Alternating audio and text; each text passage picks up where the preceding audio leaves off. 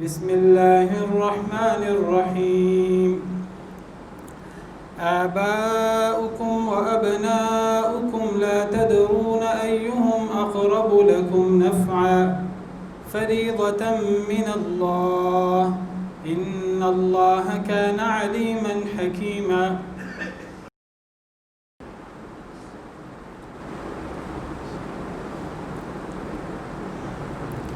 پچھلے چند خطبات جمعہ سے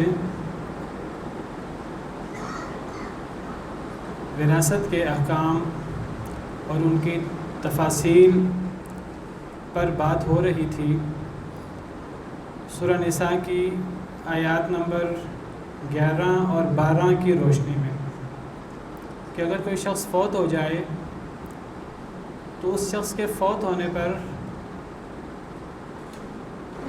اس کے کون سے ورثہ وارث ہوتے ہیں، کون سے رشتہ دار وارث ہوتے ہیں اور کس کس وارث کو اللہ تعالیٰ نے کیا کیا حصہ دیا ہے۔ ہم پڑھ چکے ہیں اس بارے میں کہ ورثہ ان کے حصوں کی دو قسمیں ہیں۔ بعض ورثہ کا حصہ فرضی ہوتا ہے اور بعض ورثہ کا حصہ عصبی ہوتا ہے۔ یہ بڑی بنیادی تقسیم ہے اور اس کو سمجھنا بہت ضروری ہے اسلام کے تقسیم وراثت کے اصول کو سمجھنے کے لیے۔ یا فرضی حصہ ہوگا یا عصبی حصہ ہوگا۔ فرضی حصہ لینے والا وارث اسے ذو فرض کہیں گے، فرضی حصے والا، اس کی جمع اصحاب الفرائض، فرضی حصوں والے، اور جو عصبی حصہ لینے والا وارث ہے اس کو عصبہ کہہ دیتے ہیں کہ وہ عصبہ ہے۔ کسی بھی وارث کے بارے میں سب سے پہلے یہ سمجھنا ضروری ہے کہ اس کا حصہ فرضی ہے یا عصبی، اور فرضی اور عصبی کی ان میں جو بڑا واضح فرق ہے دونوں کے درمیان وہ بڑا آسان ہے کہ جس کا حصہ مقرر ہو، نصف، چوتھا، چھٹا، آٹھواں، 1/3، 2/3 کل جائیداد میں سے جس کا حصہ طے ہے تو یہ فرضی حصہ ہے، اور جس کا حصہ طے نہ کیا گیا ہو، جس کو کوئی حصہ طے کیے بغیر ہی وارث بنا دیا گیا ہو تو اس کے حصے کو عصبی حصہ کہتے ہیں۔ قرآن کریم میں زیادہ تر فرضی حصے بیان ہوئے ہیں، اگرچہ قرآن کریم میں بعض عصبی حصوں کی طرف بھی رہنمائی کی گئی ہے، اشارے کیے گئے ہیں۔ تو سورہ نساء کی آیت نمبر 11 جو ہماری زیر مطالعہ ہے اور جس پر گفتگو جاری ہے 1-2 ہفتوں سے، تو اس آیت نمبر 11 سورہ نساء کی، اس کے شروع میں اللہ تعالیٰ نے اولاد کا حصہ بیان کیا ہے۔ یوصیکم اللہ فی اولادکم کہہ کر اللہ تمہیں تمہاری اولاد کے بارے میں وصیت کرتا ہے۔ اولاد کے بارے میں جو حصے ہم نے پڑھے ہیں، ایک تو ہم نے یہ پڑھا للذکر مثل حظ الانثیین کہ مرد کو 2 عورتوں کے برابر حصہ ملے گا، اور میں نے وضاحت کی تھی بڑی تفصیل کے ساتھ کہ یہاں جو اللہ نے مرد کو 2 عورتوں کے برابر حصہ دیا ہے یہ صرف اولاد کی صورت میں ہے۔ اس کو وراثت میں ہم نے عمومی طور پر یہ اصول اور یہ کلیہ نافذ نہیں کرنا کہ جہاں بھی مرد ہو جہاں بھی عورت ہو تو یہ کوئی عمومی کلیہ ہے۔ یہ عمومی کلیہ اور فارمولہ نہیں ہے، یہ جہاں اس کا ذکر ہوگا بس وہیں یہ اپلائی ہوگا، یہ ہر جگہ اپلائی نہیں ہوگا۔ تفصیل سے بات ہو چکی ہے، میں اس کو دہراتا نہیں ہوں۔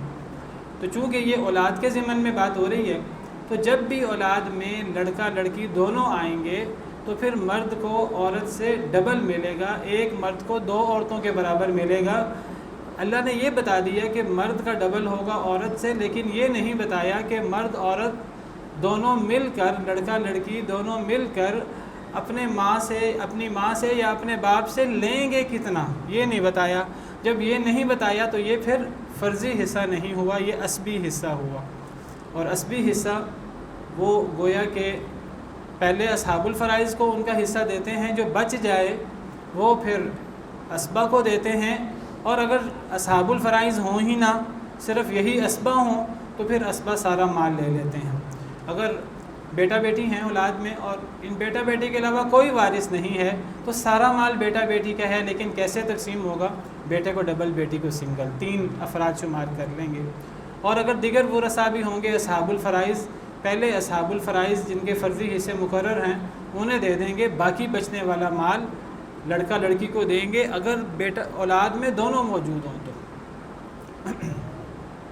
فَإِن كُنَّ نِسَاءً فَوْقَ اثْنَتَيْنِ فَلَهُنَّ ثُلُثَا مَا تَرَكَ، اگر عورتیں ہوں اور وہ 2 سے زیادہ ہوں، اور میں نے بڑی تفصیل سے وضاحت کی تھی کہ 2 عورتیں ہوں تب بھی یہی حکم ہے، اگر 2 عورتیں ہی ہوں صرف اولاد میں اور وہ 2 سے زیادہ ہوں یا 2 ہوں، فَلَهُنَّ ثُلُثَا مَا تَرَكَ، تو ان کے لیے کل ترکہ کا 2/3 ہے۔ کل ترکہ کا 2/3 یہ اب فرضی حصہ ہے۔ 2/3 کا مطلب ہے کہ کل ترکہ کے 3 حصے کر لیں، ان 3 حصوں میں سے 2 حصے، 3 حصوں میں سے 2 حصے 100 میں سے 66% 66.66% جتنا بھی بنتا ہے، تو 2/3 جو ہے وہ بیٹیوں کو ملے گا اگر وہ صرف بیٹیاں ہی ہیں اور 2 ہیں یا 2 سے زیادہ ہیں، یہ فرضی حصہ ہے، یہ اسبی حصہ نہیں ہے۔ وَإِن كَانَتْ وَاحِدَةً فَلَهَا النِّصْفُ، اور اگر وہ ایک ہی ہو، وَإِن كَانَتْ وَاحِدَةً مؤنث کے صیغے ہیں، یعنی اگر بیٹی ہو اور ایک ہی ہو، فَلَهَا النِّصْفُ، تو اسے کل ترکہ کا نصف حصہ ملے گا، یہ بھی فرضی حصہ ہے۔ بس یہاں تک اللہ تعالیٰ نے 3 جملوں میں اولاد کے حصے مقرر کر دیے ہیں، تو ہم نے ان 3 جملوں سے بیٹا بیٹی کی جتنی صورتیں بنتی تھیں وہ ہم نے پچھلے خطبہ میں تفصیل سے بیان کی۔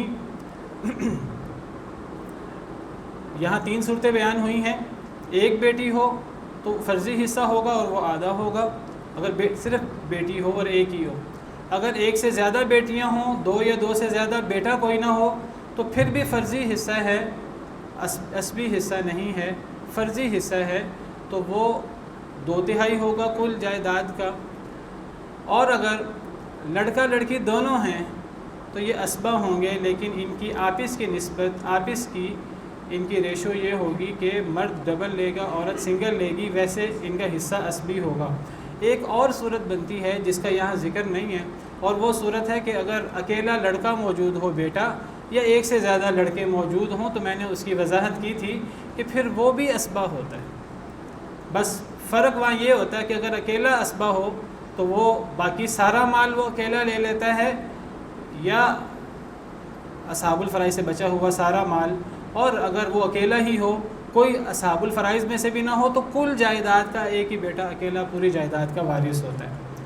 اور اگر زیادہ بیٹے ہوں تو اصحاب الفرائض سے بچا ہوا انہیں دے دیں گے برابر، اور اگر اصحاب الفرائض نہیں ہیں، صرف بیٹے ہی بیٹے ہیں، تو سارا مال ہی ان بیٹوں میں تقسیم ہو جائے گا، لیکن برابر تقسیم ہوگا۔ وہ لڑکا لڑکی کی طرح کوئی ڈبل اور سنگل والی صورت نہیں ہوگی، وہ ڈبل سنگل والی صورت لڑکا لڑکی میں ہوگی۔ تو گویا کہ ایک لڑکا ہوا اولاد میں یا ایک سے زیادہ لڑکے ہوئے تب تو وہ ان کا اسبی حصہ ہے۔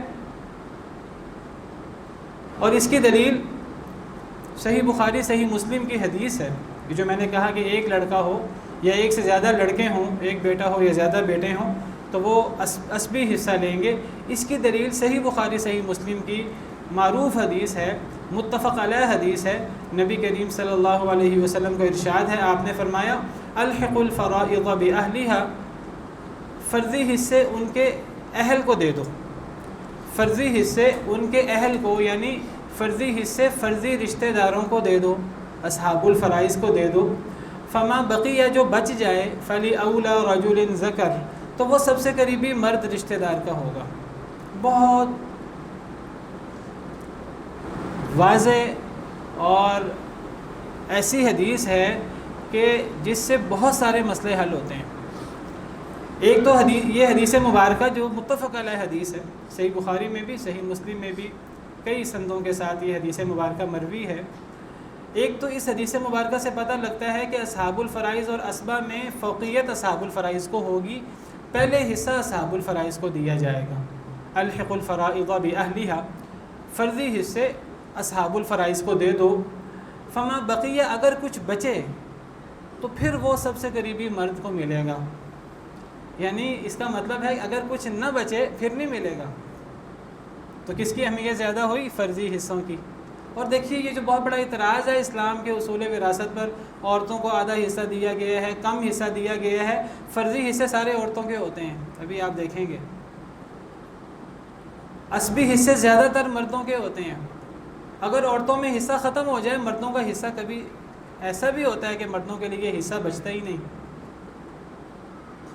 واضح حدیث ہے، اگر بچ جائے تو پھر وہ سب سے قریبی مرد کو دے دو. کیا مطلب ہے؟ اگر نہ بچے تو پھر نہ دو. اب میں آپ کو مثال دیتا ہوں. قرآن کریم کے مطالعے سے ہمیں پتہ لگتا ہے کہ اگر سگی بہنیں ہوں، آگے تفصیل پڑھیں گے ہم، 2 سگی بہنیں ہوں تو ان کا حصہ 2/3 ہے. اور اگر 2 ماں شریک بہنیں ہوں تو ان کا حصہ 1/3 ہے. اور اگر ساتھ چچا بھی ہو، ایک آدمی فوت ہوتا ہے، اس کے ورثاء میں 2 سگی بہنیں ہیں، 2 ماں شریک بہنیں ہیں اور چچا ہے یا بھتیجا ہے، تو سگی بہنوں کا 2/3 ہے کل جائیداد کا فرضی حصہ، اور ماں شریک بہنوں کا فرضی حصہ 1/3 ہے.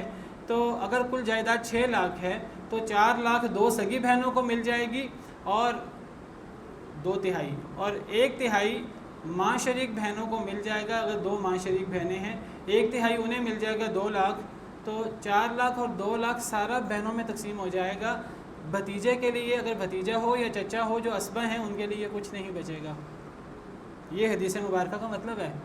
تو یہ کہنا کہ اسلام نے عورتوں پر ظلم کیا ہے، یہ اسلام سے بھی ناواقفیت ہے، یہ وراثت سے بھی ناواقفیت ہے، اور یہ اسلام پر سراسر اعتراض ہے. اور یہ اعتراض کرنے والے اعتراض کرتے ہیں لا علمی کی وجہ سے. ہم ان سے کہتے ہیں پہلے علم تو حاصل کر لو. اور اسلام پر اعتراض کرنا یہ تو ویسے ہی کفر ہے، اللہ معاف کرے. اعتراض نہیں کرنا چاہیے، سمجھنے کے لیے علماء سے رابطہ ضرور کرنا چاہیے. تو اگر کچھ بچے تو وہ سب سے قریبی مرد کا ہے. اب سب سے قریبی مرد بیٹا ہوتا ہے. تو اس حدیث مبارکہ سے پتہ لگا جو متفق علیہ حدیث ہے کہ اگر بیٹا ہو ایک یا زیادہ بیٹے ہوں تو وہ ایک لیول کے ہیں تو وہ اسبا ہوں گے.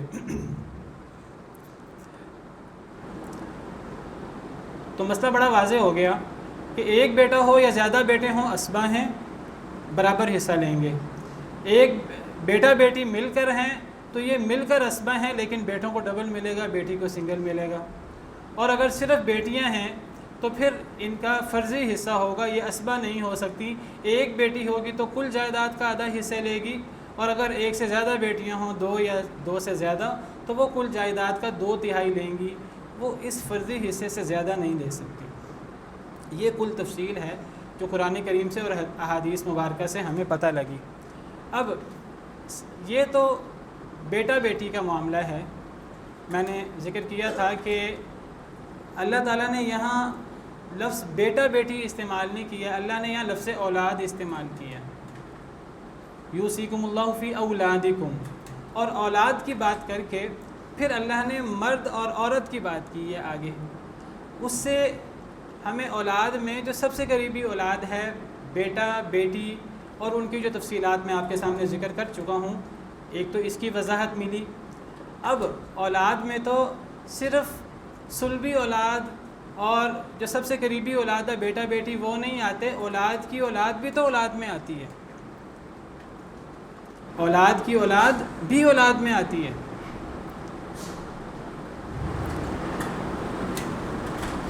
تو بیٹے کی اولاد، اگر ایک آدمی فوت ہو اس کا اپنا بیٹا تو موجود نہیں ہے، بیٹے کی اولاد موجود ہے، پوتا یا پوتی یہ بھی اولاد ہے. اور اگر ایک آدمی فوت ہو اس کی اپنی بیٹی موجود نہیں ہے لیکن اس بیٹی کا بیٹا بیٹی موجود ہے، یعنی اس فوت ہونے والے مرد یا عورت کا نواسا یا نواسی موجود ہے، کہنے کو یہ بھی اولاد میں آتے ہیں.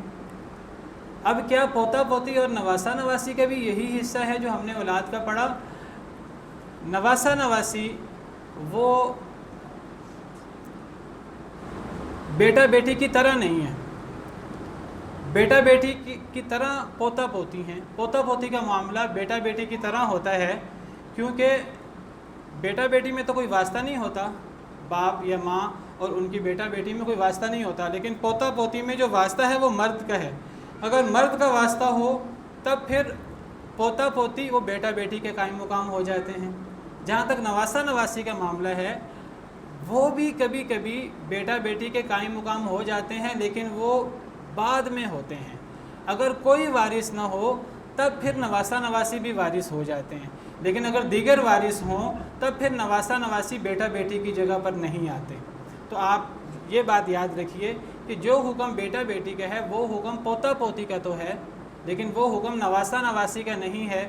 نواسہ نواسی شاذ و نادر وارث بن جاتے ہیں اگر کسی فوت ہونے والے کا کوئی بھی وارث نہ ہو، تو پھر اس صورت میں نواسہ نواسی وارث بنتے ہیں، ورنہ وہ بیٹا بیٹی کے قائم مقام وراثت میں نہیں ہوتے۔ جہاں تک پوتا پوتی کا معاملہ ہے، تو اگر کسی آدمی کی اولاد میں اس کا اپنا سگا بیٹا موجود ہے تو اب پوتے جتنے بھی ہوں، پوتیاں جتنے بھی ہوں، نہ کوئی پوتا وارث ہے نہ کوئی پوتی وارث ہے، اگر اپنا بیٹا خود موجود ہے تو۔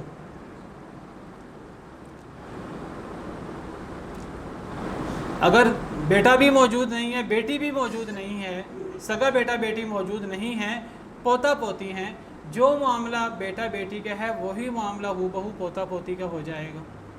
یعنی اگر ایک پوتا ہوا وہ اسبہ ہوگا کل جائیداد کا، یا اصحاب الفرائض سے بچنے والی جائیداد کا۔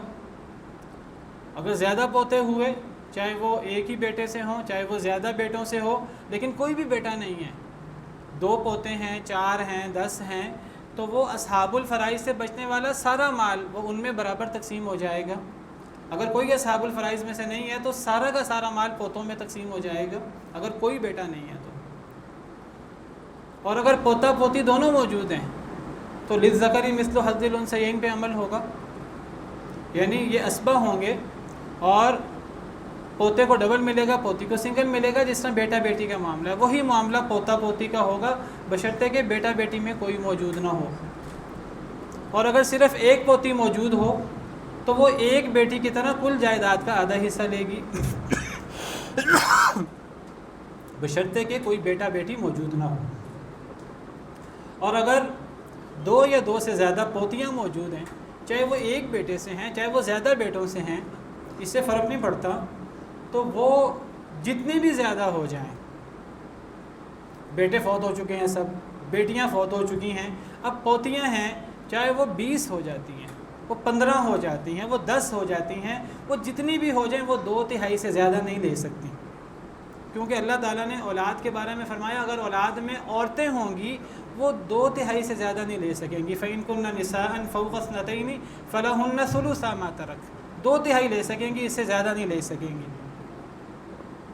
یہ تو بڑا واضح ہو گیا معاملہ، جو معاملہ بیٹا بیٹی کا ہے وہی معاملہ بیٹا بیٹی کی عدم موجودگی میں پوتا پوتی کا ہے، لیکن یہ معاملہ نواسہ نواسی کا نہیں ہے، میں نے وضاحت کر دی ہے۔ اب سوال پیدا ہوتا ہے کہ بیٹا بیٹی کی موجودگی میں پوتا پوتی کی کیا حیثیت ہے، جو ایک بڑا مشہور مسئلہ ہے۔ بیٹے کی موجودگی میں اگر کوئی اور بیٹا موجود ہے اور ایک فوت شدہ بیٹے کا بیٹا موجود ہے یتیم پوتا، تب کیا کرنا ہے؟ تو اس بارے میں اسلام کا واضح اور بڑا کلیئر کٹ جو اصول ہے اور موقف ہے وہ یہ ہے کہ جو قریبی ہے وہ وارث ہوگا۔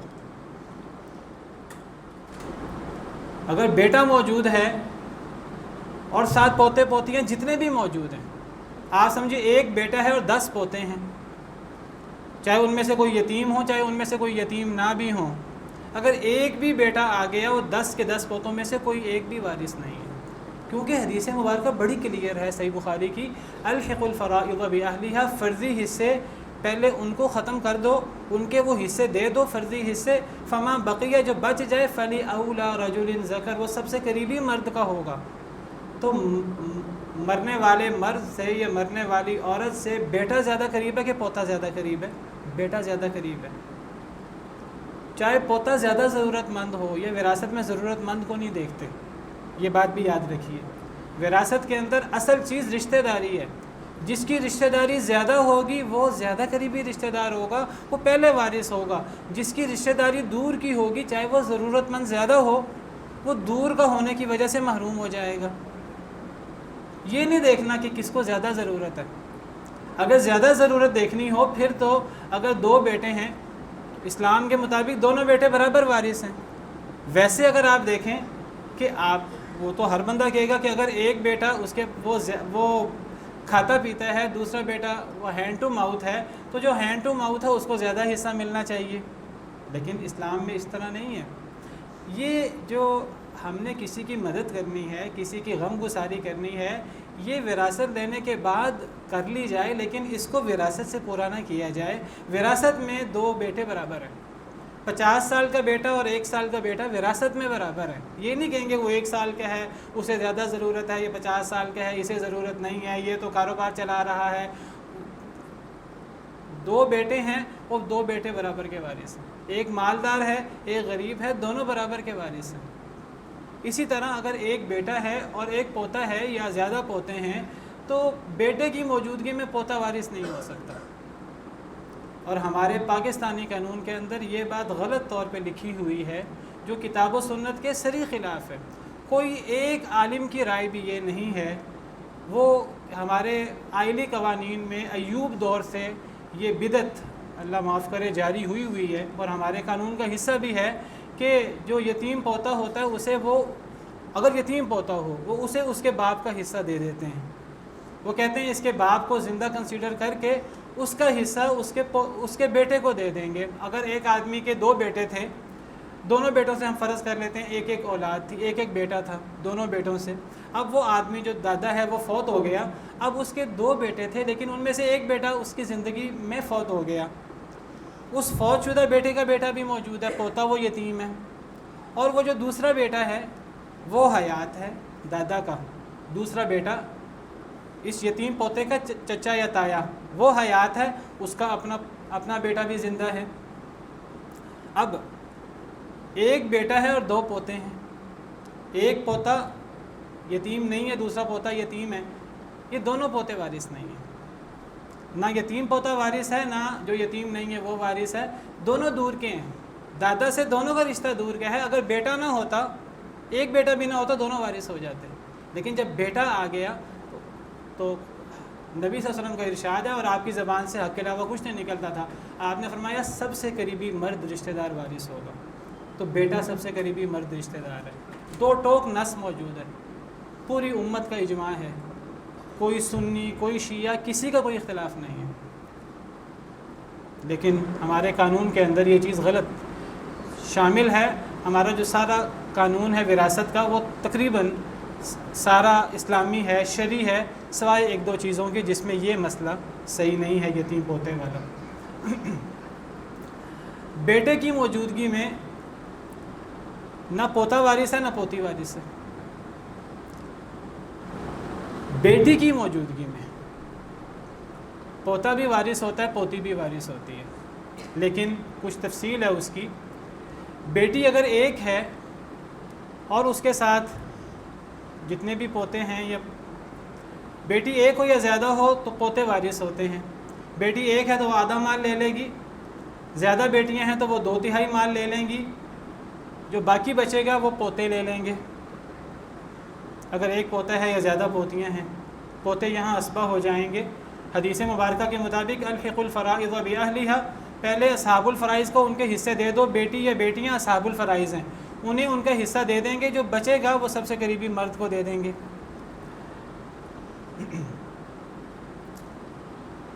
بیٹی کے ساتھ پوتا تو وارث ہو گیا, ایک پوتا یا زیادہ پوتیاں. اگر بیٹی کے ساتھ پوتا پوتی مشترکہ آ گئے تو وہ دونوں مل کر وارث ہو جائیں گے, کیونکہ پوتا پوتی مل کر اسبہ بن جاتے ہیں. بس فرق یہ ہے کہ وہ جو اسبہ بنیں گے, پوتے کو ڈبل ملے گا, پوتی کو سنگل ملے گا, لیکن جو بچنے والا ہوگا بیٹی یا بیٹیوں سے وہ سارا پوتے پوتیوں میں تقسیم ہوگا. اگر ایک بیٹی ہے اور ایک پوتا اور ایک پوتی ہے, کل جائیداد 6 لاکھ ہے, تو بیٹی کو کتنا ملے گا؟ آدھا. وَإِنْ كَانَتْ وَاحِدَةً فَلَهَا النِّصْفُ, بیٹی ایک ہے وہ آدھا لے گی 3 لاکھ 6 لاکھ میں سے, باقی 3 لاکھ بچ گیا. یہ اب اسبہ کا ہے, اور اسبہ پوتا پوتی مل کر اسبہ ہیں, وہ 3 لاکھ کے وارث ہیں. اب انہوں نے مل کر یہ 3 لاکھ لینا ہے, اس طرح لینا ہے کہ پوتے کو ڈبل ملے اور پوتی کو سنگل ملے, تو 2 لاکھ پوتے کو دے دیں, 1 لاکھ پوتی کو دے دیں. تو وراثت تقسیم ہو گئی. تو بیٹی کی موجودگی میں پوتا بھی وارث ہو گیا, پوتی بھی وارث ہو گئی, لیکن بیٹے کی موجودگی میں یہ نہیں ہو سکتا. اگر بیٹا ایک بھی آ جائے, پوتا پوتی ہوں, تو وہ ایک بیٹا اکیلا 6 لاکھ لے جائے گا, نہ پوتا وارث ہے نہ پوتی وارث ہے. لیکن بیٹی کی موجودگی میں پوتا بھی وارث ہو جاتا ہے اکیلا, یا پوتے بھی, اور پوتے پوتیاں مل کر بھی وارث ہو جاتے ہیں بطور اسبہ. زیادہ بیٹیاں ہوں, 3 بیٹیاں ہیں اور 2 پوتے 2 پوتیاں ہیں, فرض کر لیں 3 بیٹیاں اور 2 پوتے 2 پوتیاں, تو 3 بیٹیوں کو 2/3 مال دیا جائے گا. یہ فرضی حصہ ہے ان کا, کل جائیداد کا 2/3. جو بچے گا وہ پوتے پوتیوں میں, پوتوں کو ڈبل اور پوتیوں کو سنگل کر کے دے دیں گے. 6 لاکھ اگر کل جائیداد ہے اور 3 بیٹیاں ہیں, تو کیا کریں گے, 4 لاکھ پہلے ان 3 بیٹیوں کو دے دیں گے, 4 لاکھ ان 3 بیٹیوں کو دے کر انہیں فارغ کر دیں گے. یہ فرضی رشتہ دار ہیں, پہلے ان کو ان کا فرضی حصہ دے دیا جائے. تو 4 لاکھ 3 بیٹیوں کو, ہر بیٹی کو 1,33,000 1,33,000 دے کر 4 لاکھ تو ان میں تقسیم کر دی گیا. باقی کتنا بچ گیا, 2 لاکھ. اس 2 لاکھ میں سے آپ سمجھیے 2 پوتے ہیں 2 پوتیاں ہیں. میں نے ذکر کیا تھا کہ آپ لڑکوں کو ڈبل شمار کر لیں. آپ کے یہ 6 افراد ہیں, یہ 2 پوتے 2 پوتیاں 4 افراد ہیں, آپ کے یہ 6 ہیں کیونکہ پوتوں کو ڈبل دینا ہے, باقی سارا ان میں تقسیم ہونا ہے. تو 2 لاکھ باقی ان میں تقسیم ہونا. اس 2 لاکھ کے 6 حصے ہوں گے.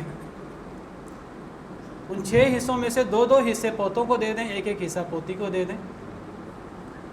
33,000 پوتیوں کو مل جائے گا, 66,000 اور 66,000 پوتوں کو مل جائے گا. 2 لاکھ پورا ہو جائے گا. بیٹیوں کو 1,33,000 1,33,000, 4 لاکھ بیٹیوں کو ملا 2/3, اور باقی 2 لاکھ بطور اسبہ پوتوں پوتیوں میں تقسیم ہو گیا. تو بیٹی ایک ہو یا زیادہ بیٹیاں ہوں, پوتے ہوں صرف, وہ بطور اسبہ وارث ہو جاتے ہیں. پوتے پوتیاں مل کر ہوں وہ وارث ہو جاتے ہیں. آخری سوال رہ جاتا ہے جو بڑا مشکل سوال ہے, وہ ہے کہ اگر بیٹی ہو اور پوتی ہو, پوتی کے ساتھ پوتا نہ ہو, یعنی پوتی کو اسبہ بنانے والا کوئی نہ ہو, بیٹی ہو اور پوتی. اب اگر ایک بیٹی ہے اور ایک پوتی ہے, یہ دونوں عورتیں ہیں, دونوں اولاد میں آتی ہیں, بس فرق یہ ہے ایک قریبی اولاد ہے ایک دور کی ہے, لیکن قریبی اور دور کا فرق اسبہ میں پڑتا ہے. اصحاب الفرائض میں اتنا فرق نہیں پڑتا کہ بیٹی پوتی کو محروم کر دے, بیٹی پوتی کو محروم نہیں کر سکتی. ایک بیٹی ہے اور ایک پوتی ہے, تو ان کو 2 شمار کریں گے, 2 لڑکیاں ہیں, ان کو 2 لڑکیاں شمار کریں گے. 2 لڑکیوں کو ملا کر 2/3 دینا ہے. اگر 2 بیٹیاں ہوتی یا 2 پوتیاں ہوتی, ہم ان کو کل جائیداد کا 2/3 دیتے. اسی طرح ایک بیٹی اور ایک پوتی کو 2 عورتیں 2 بیٹیاں شمار کر لیں, انہیں 2/3 ملنا کل جائیداد کا. لیکن اگر 2 بیٹیاں ہوتی, 6 لاکھ میں سے ہم انہیں 2/3 دیتے, 4 لاکھ, 2 لاکھ 2 لاکھ برابر دیتے. اگر 2 پوتیاں ہوتی, ہم انہیں 6 لاکھ میں سے 4 لاکھ 2 لاکھ برابر دیتے. لیکن اگر ایک بیٹی اور ایک پوتی ہے, ملنا انہیں بھی 4 لاکھ ہے, 6 لاکھ میں سے برابر نہیں ملنا. بیٹی قریبی ہے, پوتی دور کی ہے, بیٹی کو آدھا حصہ دیں گے کیونکہ وہ ایک بیٹی ہے, بیٹی ہونے میں وہ اکیلی ہے, اسے آدھا دے دیں گے. پھر 2/3 مکمل کرنے کے لیے جو بچے گا وہ پوتی کو دے دیں گے. اور یہ بات, یہ اجتہاد نہیں ہے کسی عالم کا, یہ نبی کریم صلی اللہ علیہ وسلم کی تعلیم ہے جو آپ نے صحابہ کرام کو دی. نبی کریم صلی اللہ علیہ وسلم کے سامنے ایک مسئلہ پیش ہوا, صحیح حدیث مبارکہ میں آتا ہے, ایک آدمی فوت ہو گیا, ایک بیٹی تھی, ایک پوتی تھی اور ایک بہن تھی. تو نبی کریم صلی اللہ علیہ وسلم نے اس کا جو فیصلہ فرمایا, آپ نے فرمایا للبنت النصف, بیٹی کو آدھا مل جائے گا قرآن کے مطابق, بیٹی ایک ہے آدھا لے لے گی. آپ نے فرمایا وَلِبِنْتِ الْإِبْنِ السُّدُسُ تَكْمِلَةً لِلثُّلُثَيْن, جو بیٹے کی بیٹی ہے پوتی, اسے 6ٹھا حصہ مل جائے گا 2/3 مکمل کرنے کے لیے. بہت غور طلب حدیث ہے, بہت غور طلب حدیث ہے. فرمایا پوتی کو 6ٹھا حصہ دے دو تاکہ 2/3 مکمل ہو جائے. کیسے؟ یعنی اگر 6 لاکھ میں ایک بیٹی ہے, نبی صلی اللہ علیہ وسلم کا ارشاد ہوا کہ بیٹی کو آدھا دے دو, یعنی 3 لاکھ 6 لاکھ میں سے. آپ نے فرمایا پوتی کو 6ٹھا حصہ دے دو کل جائیداد کا, یعنی 6 لاکھ میں سے 6ٹھا حصہ 1 لاکھ.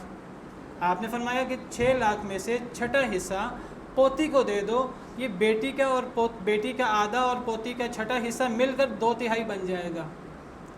بیٹی کا 3 لاکھ اور پوتی کا 1 لاکھ، 3 اور 1 4 ہوا، اور 4 6 لاکھ کا 2/3 ہوتا ہے۔ یہ دونوں بیٹی پوتی 2 کے قائم مقام ہو کر 2/3 تو لیا ہے، لیکن 2/3 برابر نہیں لیا۔ 2 بیٹیوں اور 2 پوتیوں کی طرح 2/3 لیا ہے، بیٹی نے آدھا لیا ہے زیادہ، پوتی نے چھٹا حصہ لیا ہے کم دور ہونے کی وجہ سے، لیکن مل کر دونوں کا 2/3 ہو گیا۔ آپ نے فرمایا فما بقی فللأختی، جو بچ گیا وہ بہن کو دے دو۔ اس کی تفصیل میں بعد میں بیان کروں گا بہن کی۔ تو اس سے ہمارے سامنے بہت بڑا اصول آیا کہ اگر ایک بیٹی ہو اور ایک پوتی ہو تو انہیں 2 کنسیڈر کر کے 2/3 دے دیں گے، لیکن بیٹی کو آدھا حصہ دے دیں گے، باقی بچنے والا پوتی کو دے دیں گے۔ اگر پوتیاں زیادہ ہوں، ایک بیٹی کی موجودگی میں پوتیاں زیادہ ہوں، کوئی بات نہیں، بیٹی کو نصف ہی دے دیں اور پوتیوں کو چھٹے حصے میں شریک کر دیں، وہ مل کر 2/3 بن جائے گا۔ لیکن یہ بات یاد رکھیے، عورتیں جتنی زیادہ کیوں نہ ہو جائیں وہ 2/3 سے زیادہ نہیں لے سکتی۔ ایک بیٹی ہے اور فرض کریں 10 پوتیاں ہیں، 6 لاکھ میں سے بیٹی 3 لاکھ لے گی، ایک ہے اس وجہ سے وہ آدھا حصہ لے گی۔ اب پوتی 1 ہے یا 10 ہیں، وہ چھٹا حصہ لیں گی 2/3 مکمل کرنے کے لیے۔ 1 لاکھ وہ 10 کی 10 پوتیوں میں آپس میں وہ شریک ہو کر 10-10 ہزار لے لیں گی۔ 1 لاکھ پوتیوں کا اور 3 لاکھ بیٹی کا مل کر 4 لاکھ ہو گیا۔ باقی 2 لاکھ میں بیٹی پوتی کا کوئی حصہ نہیں ہے، وہ باقی ورثاء کا ہے۔ ابھی ان کی تفصیل ہم نے نہیں پڑھی۔ ہم یہ نہیں کہیں گے کہ ایک پوتی ہوتی تو پھر بھی 1 لاکھ لیتی، زیادہ پوتیاں ہیں وہ پھر بھی 1 لاکھ میں شریک ہوں گی، ان کو باقی 2 لاکھ میں سے دے دیں، نہیں۔ قرآن کہتا ہے فَإِن كُنَّ نِسَاءً فَوْقَ اثْنَتَيْنِ، عورتیں 2 سے اوپر جتنی بھی ہو جائیں، فَلَهُنَّ ثُلُثُ مَا تَرَكَ، ان کو 2/3 مل سکتا ہے، اس سے زیادہ نہیں مل سکتا۔ قرآن کا نص موجود ہے۔ ایک سوال آخری رہ گیا، وقت بھی ختم ہو گیا، میں اسی پر اپنی بات کو بس کرتا ہوں۔ اگر بیٹیاں زیادہ ہو جائیں، پوتیاں کم ہو جائیں، بیٹیاں 2 ہو جائیں یا 3 ہو جائیں اور پوتی 1 رہ جائے، یا پوتیاں بھی زیادہ ہو جائیں، جب بھی بیٹی 1 سے زیادہ ہوگی، 2 ہو جائیں گی، پھر پوتیوں کو کچھ نہیں ملے گا، کیونکہ پوتی کو 2/3 مکمل کرنے کے لیے ملنا ہے۔ اگر 2/3 بیٹیوں میں ہی مکمل ہو گیا تو پوتی کے لیے کچھ آگے نہیں آئے گا۔ دیکھیے قرآن کریم میں صرف 1 لائن ہے، 1.5 لائن ہے، ایک حدیث مبارکہ ہے، آپ 50 مسئلے نکال لیں، یہ قرآن کریم کا اعجاز ہے۔ آپ اس سے 100 مسئلے حل کر سکتے ہیں انتہائی مختصر انداز میں۔ آپ کہیں گے ابھی تو ہم نے قرآن کریم کی 2 لائنیں ہی پڑھی ہیں۔ یہ سارے مسئلے جو میں آپ کے سامنے بیان کر رہا ہوں، یہ قرآن کریم کی ان 2 لائنوں میں، اور یہ جو صحیح بخاری صحیح مسلم کی حدیث ہے جو آدھی لائن کی ہے، اس سے یہ سارے مسئلے نکلتے ہیں، اور ان میں سے کوئی مسئلہ بھی اختلافی نہیں ہے، اجماع، ان سب مسئلوں میں اتفاق ہے علماء، اور ہمارے لیے ضروری ہے ہم ان چیزوں کو سیکھیں۔ آپ میں سے کوئی کہ یہ تو جو فوت ہوگا اس کو سیکھنے کی ضرورت ہے، یہ تو مرنے والے کے ساتھ تعلق ہے۔ مرنے والے کی تو وراثت تقسیم ہوگی، جو زندہ ہیں لینا تو انہوں نے ہے، یا آپ نے لینا ہے یا آپ کے ورثاء نے لینا ہے، تو خاندان میں کوئی بتانے والا تو ہو۔ ہم کہتے ہیں جی ہمیں کیا ضرورت ہے سیکھنے کی، ہم علماء سے پوچھ لیں گے، اور پھر جب علماء الٹا سیدھا بتاتے ہیں پھر آپ ہی کہتے ہیں کہ جی کوئی یہ بتاتا ہے کوئی وہ بتاتا ہے، تو یہ سارا مسئلہ ختم ہو جائے گا اگر آپ خود سیکھ لیں گے ان چیزوں کو۔ موٹی موٹی چیزیں سیکھنا ہر مسلمان کی ذمہ داری ہے، ہر مسلمان کی ذمہ داری ہے۔ نماز کے موٹے مسئلے سیکھنا، زکوٰۃ کے موٹے مسئلے سیکھنا، موٹے موٹے مسئلے وراثت کے سیکھنا ہر مسلمان کی ذمہ داری ہے۔ جو نہ سیکھے اور نہ سیکھنے کی وجہ سے گڑبڑ کر دے، اللہ کے ہاں مجرم ہوگا، والعیاذ باللہ۔ تو یہ مسئلے سیکھیں، موٹے موٹے مسئلے ضرور سیکھیں، جہاں کوئی گہرا مسئلہ آ جائے فاسألوا اہل الذکر ان کنتم لا تعلمون، لیکن یہ نہ کہیں کہ دین سیکھنا ہمارا کام ہی نہیں ہے، ہمارا کام تو کاروبار کرنا ہے، ہمارا کام تو فلاں ہے۔ جب ہم یہ ساری چیزیں چھوڑ دیتے ہیں علماء پر، علماء بھی ہماری طرح انسان ہیں، ان میں بھی اچھے لوگ بھی ہیں اور علماء سو بھی ہیں، اللہ معاف کرے۔ پھر ہمیں شکایت ہوتی ہے کوئی کچھ بتا رہا ہے کوئی کچھ بتا رہا ہے۔ ہمارا اتنا کیلیبر ہونا چاہیے کہ ہم معلوم کر سکیں کون صحیح بتا رہا ہے کتاب و سنت کے مطابق اور کون صحیح نہیں بتا رہا، اور وہ کب پیدا ہوگا؟ جب خود تھوڑا سا پڑھیں گے، خود تھوڑا سا سیکھیں گے تو، ورنہ یہ مسئلے ایسے ہی رہیں گے۔ اللہ سے دعا ہے کہ اللہ تعالی ہمیں کتاب و سنت کو سیکھنے کی اور اس پر عمل کرنے کی توفیق عطا فرمائے۔ آخر دعوانا الحمدللہ رب